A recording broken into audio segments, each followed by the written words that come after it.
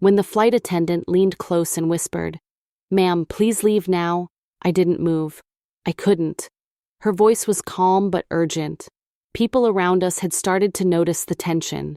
The cabin lights glowed dim, and I could hear the faint hum of the engines beneath the silence that suddenly filled my chest. I just sat there, staring at the empty seat beside me, the one where my son used to sit whenever we traveled together. That memory held me tighter than any rule or instruction could. The flight attendant's eyes softened as she waited for me to stand up, but I only smiled. A small, broken smile. "Just give me a minute," I whispered back. She nodded, unsure what to say next. I wasn't being stubborn. I wasn't trying to cause a scene. I was just remembering. That seat, that smell of airplane coffee, that low rumble in the air, it all brought back the last trip I ever took with my boy before everything changed. And now, years later, fate had brought me back to the same flight, the same route, and maybe the same moment I'd never truly left behind. My name is Margaret Wilson, though most people just call me Maggie. I'm 58 years old, and I live in a quiet suburb just outside Portland, Oregon, the kind of place where neighbors wave when you pull the trash bins in, and autumn leaves collect in soft piles along the sidewalks. For most of my life, I've worked as a school librarian. It suited me. Quiet spaces, the smell of books, the laughter of children. My husband, Daniel, worked for an insurance company downtown. We had one child, our son, Ethan. He was the light of our lives, gentle, curious, and always asking questions that made us laugh. Our home was simple. White curtains, a garden full of daisies, and a kitchen that always smelled of coffee. Sundays were for pancakes, long talks, and church. And every summer we'd take a family trip. Nothing fancy, just somewhere new we could explore together.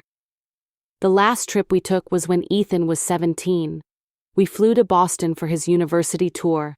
I still remember how excited he was, pointing at the airplane wings, telling me how one day he wanted to become a pilot. He said, "Mom, can you imagine me flying this big thing?"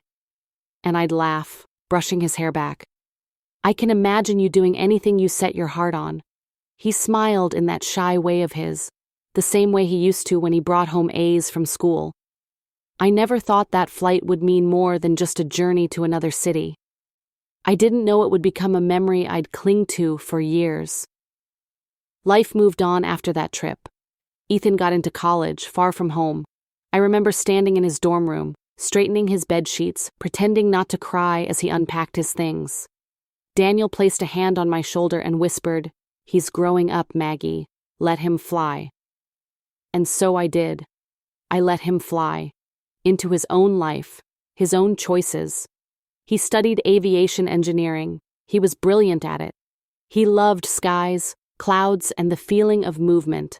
Sometimes he'd call me late at night just to tell me what kind of plane had flown over campus that day. Those calls meant everything. But then, one winter evening, the phone rang. And it wasn't Ethan. It was his best friend, Lucas. His voice trembled as he told me there had been a small plane accident during a training exercise.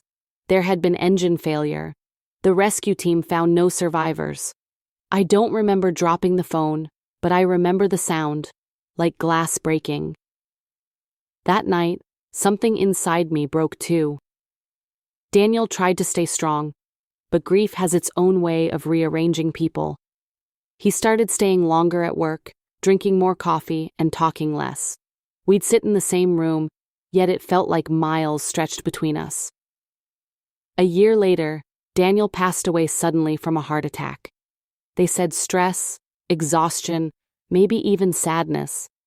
I just knew it was grief, the kind that never lets you breathe properly again. So I found myself alone.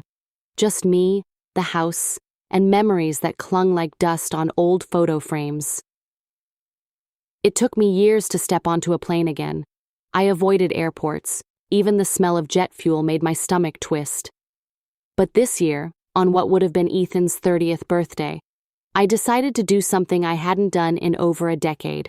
I booked a ticket. The same route, Portland to Boston. Not because I needed to go there, but because I needed to remember, to face the sky again, to sit where he once sat, look out the same window and whisper a silent "I miss you" to the clouds. That's how I found myself here, seat 14A, clutching the armrest, heart pounding, while the flight attendant leaned close and whispered, "Please leave now." And all I could think was, not yet. Not until I've said goodbye properly this time. The boarding process was almost over when I took my seat. The aisle filled with the sound of overhead bins closing, people murmuring, and the soft shuffle of carry-ons.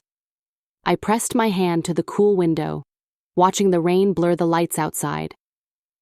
Portland always cried when I flew. The seat beside me, 14B, was empty. I'd chosen it that way. I didn't want to sit next to anyone. That seat had belonged to Ethan once, and in some strange, quiet way, it still did. A young couple passed by, laughing softly as they found their row. A man in a business suit squeezed by me, apologizing for bumping my elbow. Everything was ordinary, and that ordinary hurt more than anything. When the flight attendant came by to check the seatbelts, she paused near me. She was maybe in her 30s, with kind brown eyes and hair tied neatly in a bun. Her name tag said, Sophie. "Is everything all right, ma'am?" she asked gently. I nodded, forcing a smile. "Just fine, thank you." But she hesitated, noticing how tightly I was gripping the armrest. "First time flying in a while?" "Yes," I whispered. "A long while." She smiled softly. "You'll be okay. We'll take good care of you." Her kindness was simple, but it reached me. I nodded and she moved on, her heels clicking softly against the carpet. As the plane began to taxi, I closed my eyes. The low rumble beneath me, the soft vibration of power, it all brought Ethan back. He used to lean forward excitedly, trying to see the engines through the window. I remembered his voice. "Mom, do you know why planes can fly? It's called lift. Isn't that amazing?" And I'd smile, pretending I understood more than I did. The engines roared, and the plane lifted. For a moment, my stomach dropped, the same familiar thrill and fear mixing together. But when we rose above the clouds, something in me softened. The sky was endless, golden, and still. Ethan used to say, "When you're above the clouds, Mom, the world looks peaceful, like nothing bad could ever happen." He was right. About an hour into the flight, I noticed Sophie, the flight attendant, glancing my way again. Maybe it was the way I kept looking at the empty seat beside me, or maybe she just sensed something. She approached quietly, holding a cup of tea. "Would you like this? It's chamomile. Helps calm the nerves." I smiled. "That's very kind of you." She set it down on my tray table, then lingered a moment. "Are you traveling alone?" "Yes." Her eyes were gentle, searching. "Visiting family?" For a second, I couldn't answer. My throat felt tight. "You could say that," I managed. She smiled politely, but something in her gaze told me she knew not to press further. "If you need anything, just call me, all right?" I nodded, grateful for her warmth. As the hours passed, the cabin dimmed. Most passengers were asleep. The hum of the engines became a lullaby, soft, steady, endless. But sleep didn't come for me. I reached into my purse and pulled out a small worn photograph.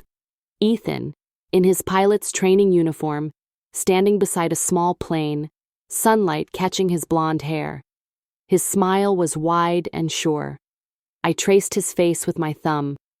A quiet voice startled me. "Handsome young man." I turned. An older gentleman sat across the aisle, gray hair, reading glasses, kind eyes. "He was," I said softly. "My son." The man smiled gently. "You must be proud." "I am," I paused. "He wanted to be a pilot." The man nodded, his expression changing slightly. That quiet empathy you recognize immediately in someone who's seen loss. Did he? I nodded before he could finish. Yes, a long time ago. He looked down, respectfully silent for a moment. Then he said, "You know, my daughter used to say the sky takes the best ones first, maybe because they already know how to fly." His words lingered in the air like a prayer. Later, as the plane entered mild turbulence, Sophie returned to check on everyone. She leaned over to me. "Everything okay?" I nodded. "Just a little shaky." She smiled, holding on to the overhead bin. "Don't worry. The pilots know what they're doing. You're safe." Her reassurance reminded me so much of Ethan, his steady confidence, the way he always tried to calm me during flights.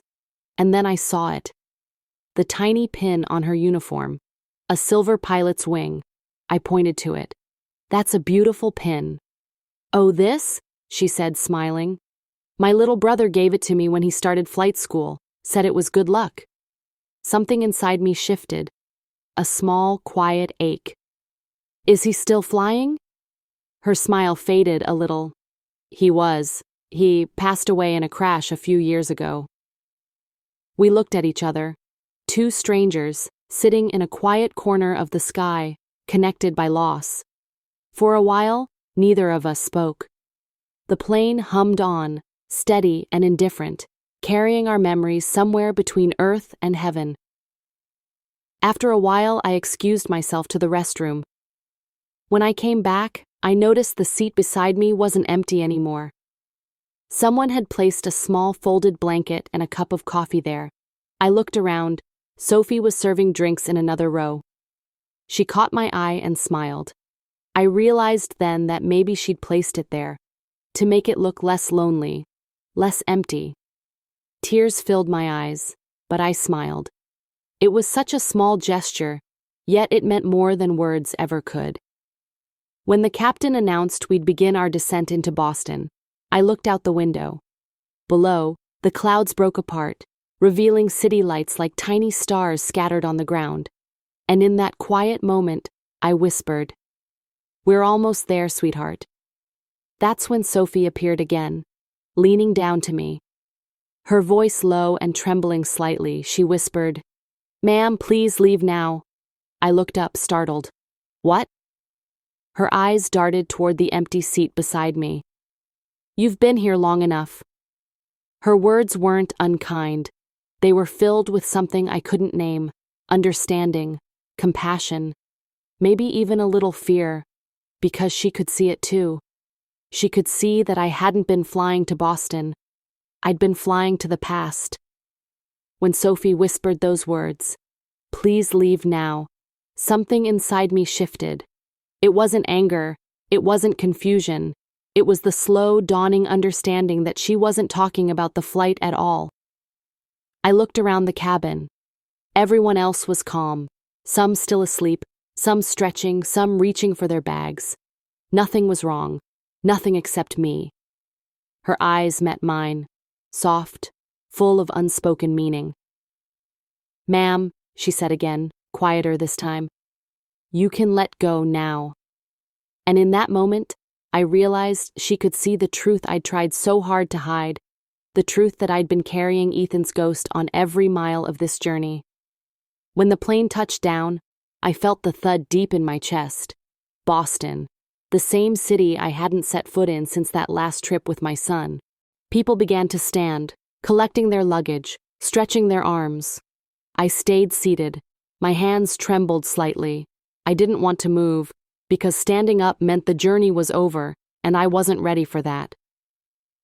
Sophie came back, kneeling beside my seat so we were at eye level. "Are you okay?" she asked softly. "I'm fine," I whispered, just taking a moment. She studied my face for a long second. "Take all the time you need," she said. Then she added, almost in a whisper, "Sometimes we hold on too tightly to the people we love, but they don't want us stuck in the clouds, you know." Her words sank deep. I didn't respond. I couldn't. My throat was too tight, my chest too heavy. She gave my hand a light squeeze, then stood and walked away. When the plane emptied, I finally stood up. My knees felt weak, like I was walking through water. I picked up my bag and turned toward the window. The sun was breaking through the morning clouds, soft golden light pouring over the runway, and for the briefest second, I saw him. Ethan. He was standing there, not as a ghost, not in some haunting way, but as a memory so clear it almost felt real. He was wearing his old training jacket, hands in his pockets, that same gentle smile on his face. He didn't say anything. He didn't have to. His eyes said it all. "It's okay, Mom. You can go now." Tears streamed down my cheeks before I even realized I was crying.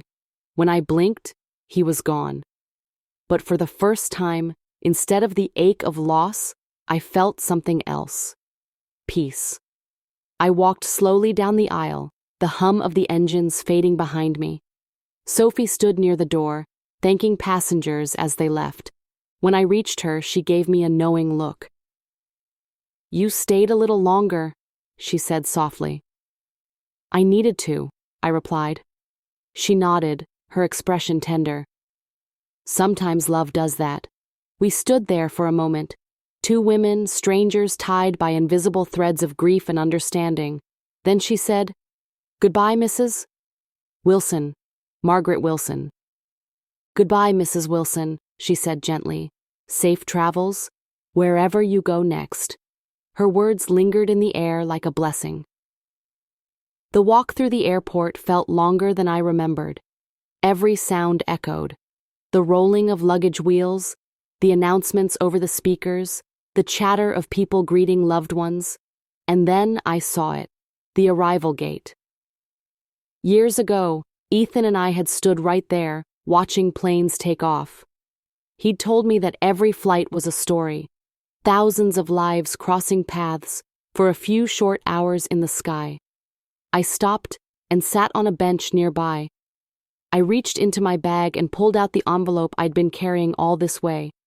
A letter I'd written weeks earlier, but never sent.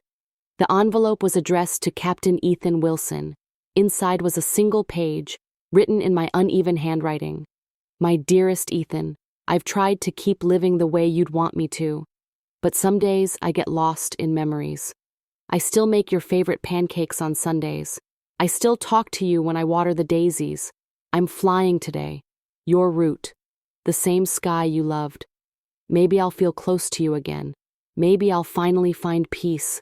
Love always, Mom." I took a deep breath, folded the letter back inside, and smiled through the tears. Then, with a quiet whisper, I said, "You can keep flying now, sweetheart." Outside the airport, the air smelled like rain. I hailed a cab and gave the driver an address, Boston Harbor. It was a place Ethan loved when he was a kid. We'd walk there together, feeding seagulls and watching boats drift by. When we arrived, I stepped out and walked to the edge of the pier. The water shimmered under the afternoon light. I reached into my bag and pulled out a small silver locket, Ethan's. Inside was a photo of the three of us, him, Daniel, and me, smiling under the summer sun. I opened the clasp, whispered, "Thank you for being my son," and let it fall into the water. The splash was small, almost invisible, but to me it sounded like a door closing softly. I stood there for a while, breathing in the sea air, feeling the wind brush against my face. For the first time in years, I didn't feel weighed down.